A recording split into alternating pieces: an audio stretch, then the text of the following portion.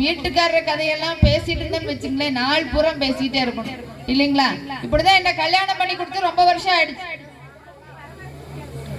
15 வருஷத்துக்கு பக்கம் ஆச்சு.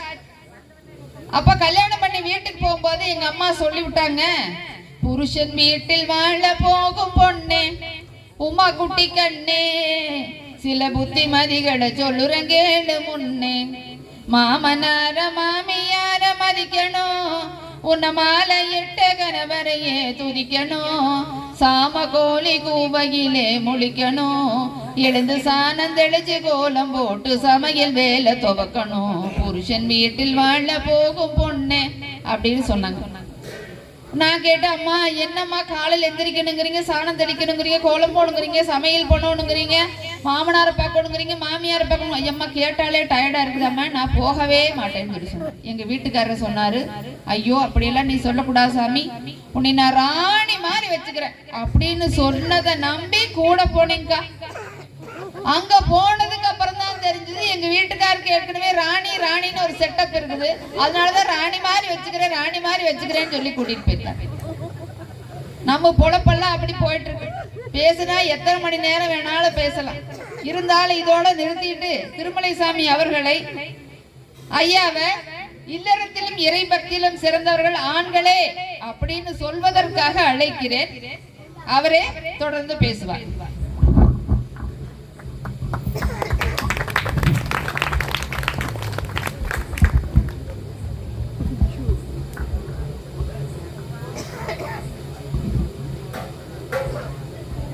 அனைவருக்கும் மாலை வணக்கத்தை அடியேன் உரித்தாக்கிக் கொள்கிறேன்.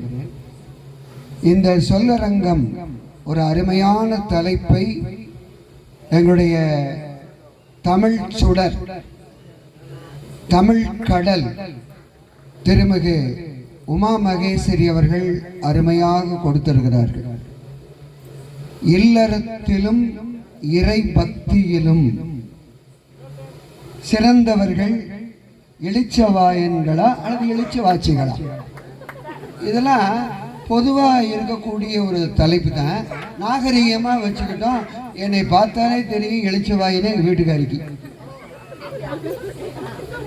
அந்த மாதிரி ஆண்களா பெண்களான்னு ஒரு தலைப்பு கொடுத்து உங்கள் மத்தியில நல்ல ஆணித்தரமான இல்லறத்தையும் ஆன்மீகத்தினுடைய கருத்துக்களையும் சொல்வதற்காக பழனியில் இருந்து என்னை அழைத்ததற்காக நடுவர் அவர்களுக்கு நன்றி சொல்ல கடமைப்பட்டிருக்கிறேன். இந்த நிகழ்ச்சியில நான் பெரும்பாலும் இந்த மாதிரி ஆன்மீக சொற்பொழிவுகள் திருச்செந்தூர், மதுரை, பழனி அங்கெல்லாம் போய் ஒரு முருகனை பற்றி பேசுறது, அதுக்கு முன்னாடி ஒரு பாட்டு அப்படின்னு ஒன்று பாடுவோம். அது நீங்கள் அருமையாக அந்த தேன் கலந்த குரல் அது அருமையாக இருந்தது. நான் பாடுறதுங்கிறது எப்படி இருக்கும்னு தெரியாது. அப்படி முருகனை பற்றி ஒரு பாடல்.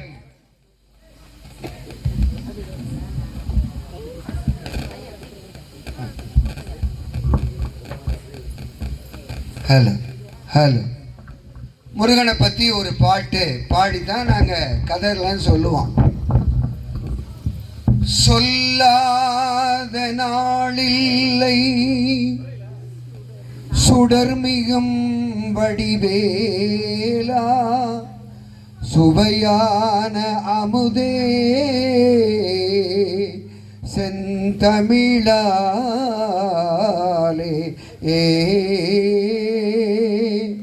சொல்லாத நாளில்லை சுடர்மிகும் வடிவேலா, சுவையான அமுதே செந்தமிழாலே, உன்னை சொல்லாத நாளில்லை சுடர்மிகும் வடிவேலா, சுடர்மிகும் வடிவேலா.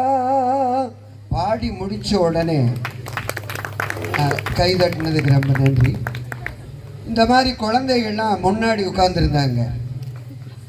ஒரு குழந்தை மேலே ஏறி இங்கே மேடைக்கு வந்துருச்சு. மேடைக்கு வந்தோடனே என்னுடைய பாக்கெட்டில் ஒரு 100 ரூபா நோட்டை குத்துச்சு. சக பேச்சாளர்கள்லாம் ரொம்ப சந்தோஷமா இருக்கிறது இந்த பணத்தை பார்த்துதான். ஓ வேற ஒண்ணும் இல்லை. நம்ம கவர் பண்றதே இந்த கவர் தான். ஓ வேற வழி இல்லை. அந்த பொண்ணு வந்தனே 100 ரூபாய் நோட்டை பாக்கெட்ல குத்திச்சு. சரி, ரொம்ப சந்தோஷப்பட்டேன். சரிங்க. கையில ஒரு 1000 ரூபாய் நோட்டை கையில வச்சிருந்தேன். ரைட்டு.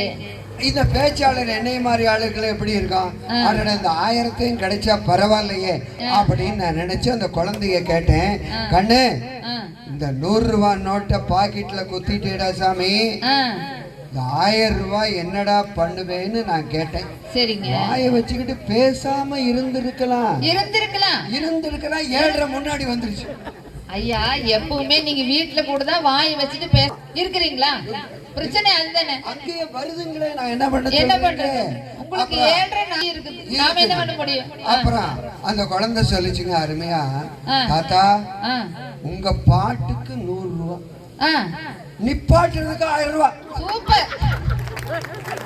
இனிமேல் நம்ம பாடலாமா? பாடச்சந்தா.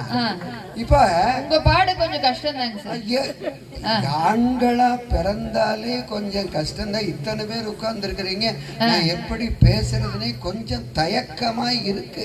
அப்படியா? ஒரு பெரிய இந்த மாதிரி கரட்டூர் கிராமம் மாதிரி ஒரு பெரிய கிராமத்துல நான் போய் சொற்பொழிவு பண்றதுக்கு உட்கார்ந்துருக்கேன். நான் மட்டும் உட்கார்ந்துருக்கிறேன். மைக் செட் போடுற நம்ம சகோதரர் உட்கார்ந்துருக்கிறார். சரி. நம்ம ராமலிங்க ஐயாவை கூப்பிட்டு, ஐயா என்ன இந்த மாதிரி இவ்வளவு செலவு பண்றீங்க லட்சக்கணக்கில், சரி ஒரு 10 பேராவது முன்னாடி உட்கார வேண்டாம்ங்களான்னு கேட்டேன். அவர் சொன்னார், நீங்க படிச்சீங்களான்னு கேட்டேன். ஐயோ நான் நிறைய படிச்சிருக்கேன், இந்தாங்க ஒரு பத்திரிகையை திரும்ப படிங்க அப்படின்னு. அருள்மிகு செம்பாயம்மன் திருக்கோவில் தனி சொற்பொழிவு எஸ் திருமலை சாமி. சார் இப்ப புரியுதுங்களா?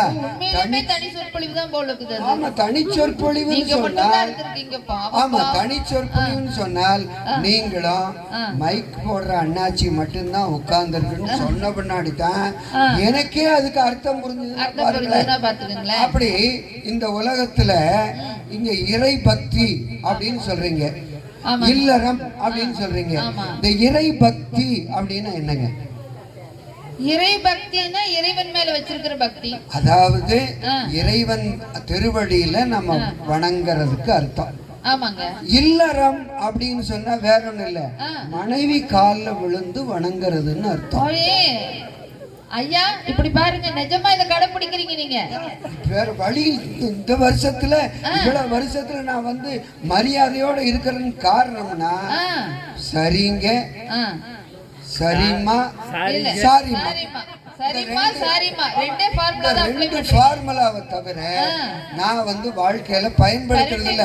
ஆனா இங்க பாருங்க எல்லாம் ஒதுங்கி. உங்க தலையே சொட்டையா இருக்குது, இப்ப எனக்கு தெளிவா புரிஞ்சிருச்சு. நீங்க ஒண்ணு தெரிஞ்சுக்கங்க. ஏன்னா இல்ல ஒண்ணு தெரிஞ்சுக்கங்க, ஆரம்பத்துல இருந்தே இப்படி புடிச்சு சரிம்மா சாரிம்மான்னு சொல்லி சொல்லி எல்லாம் முடி கையோட. எங்க வீட்டுக்காரிக்கு நான் அபின்னு பேரு வச்சிருக்கேன் பாருங்க. அவ உண்மையான பேரு வந்து இலக்கியத்தினுடைய பேரு அமராவதி, நான் அம்பிகாவதி.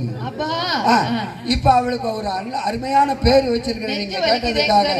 பாருங்க, அவளுக்கு பேரு அபின்னு பேரு வச்சிருக்கேன். என்னுடைய முடிய புடிச்சு இழுக்கிறதுனாலதான் அவளுக்கு பேரு அடங்காப்படாரி. அடங்காப்படாரி ஷார்ட்டா அபின்னு வச்சிட்டீங்க. ஆமா.